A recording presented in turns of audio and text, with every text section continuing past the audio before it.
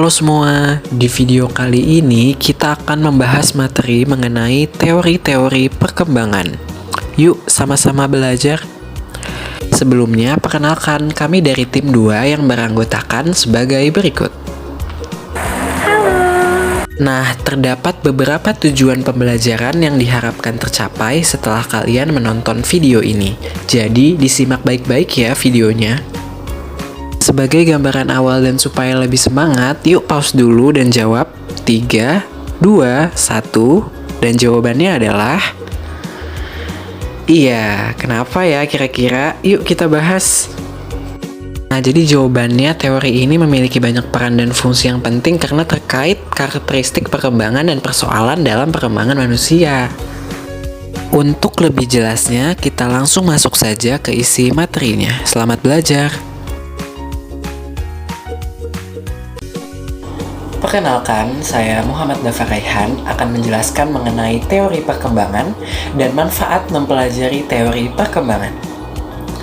Pengertian teori perkembangan adalah teori yang memfokuskan terhadap perubahan-perubahan dan perkembangan struktur jasmani, perilaku, dan fungsi mental manusia dalam berbagai tahap kehidupannya.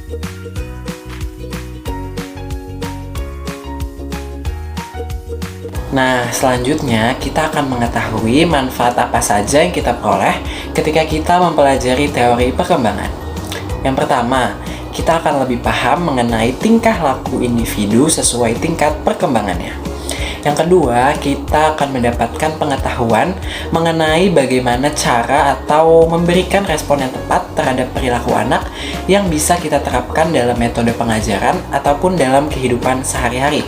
Nah, yang ketiga, kita jadi lebih paham nih bagaimana cara membangun rasa empati sesama manusia dan bagaimana cara kita memandang diri yang lebih positif.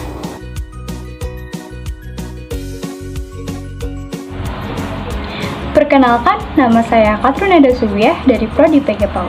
Di sini, saya akan menjelaskan materi mengenai teori perkembangan behavioristik dan psikoanalisis. Beberapa ahli seperti Thorndike, Ivan Petrus Pavlov, John B. Watson, dan Bernhard Friedrich Skinner telah menjelaskan mengenai teori behavioristik. Behaviorisme menekankan peran dari pengaruh lingkungan dalam memberikan contoh perilaku.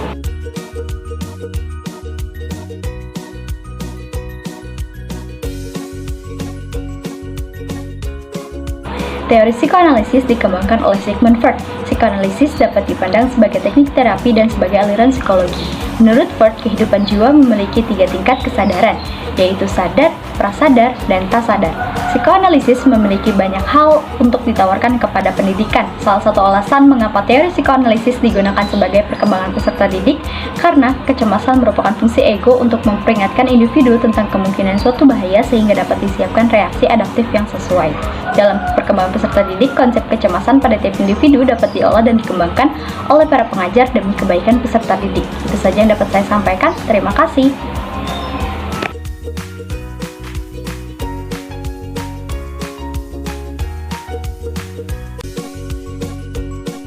Saya Eka Fani dari Teknologi Pendidikan. Saya akan menjelaskan mengenai teori kognitif dan teori humanistik. Teori perkembangan kognitif menurut Jean Piaget menunjukkan bahwa kecerdasan berubah seiring dengan pertumbuhan anak. Perkembangan kognitif seorang anak bukan hanya tentang memperoleh pengetahuan, anak juga harus mengembangkan atau membangun mentalnya.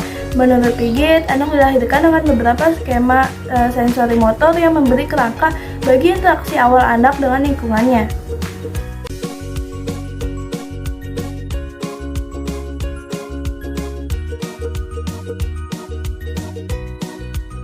Menurut teori humanistik, tujuan untuk memanusiakan manusia, proses belajar dianggap berhasil jika siswa telah memahami lingkungannya dan dirinya sendiri. Dengan kata lain, siswa telah mampu mencapai aktualisasi diri secara optimal. Teori belajar humanistik paling cocok untuk diterapkan dalam materi pembelajaran yang bersifat pembentukan pribadi, hati nurani, perubahan sikap, analisis terhadap fenomena sosial. Indikator dari keberhasilannya adalah siswa dapat senang, bergairah, berinisiatif dalam belajar.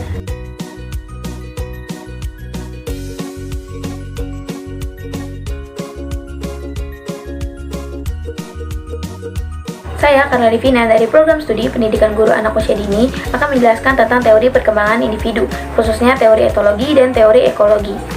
Teori etologi merupakan studi mengenai tingkah laku, khususnya tingkah laku perseorangan, menekankan kepekaan kita terhadap pengalaman yang beragam.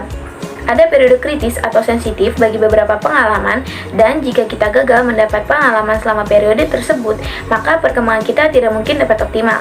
Untuk mendapatkan perlindungan, anak harus mengembangkan tingkah laku kemelekatan, yaitu sinyal yang mempertahankan kedekatan antara anak dengan pengasuhnya.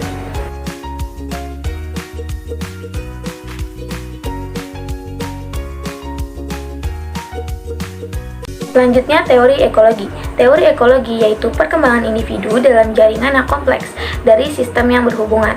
Karakteristik individu dan karakteristik lingkungan akan berkontribusi dalam proses interaktif yang terjadi, hingga membentuk sebuah karakter dan kebiasaan tertentu.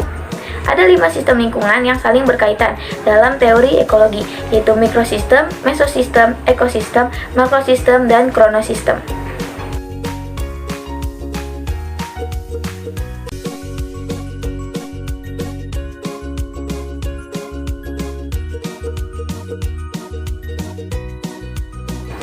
Terima kasih.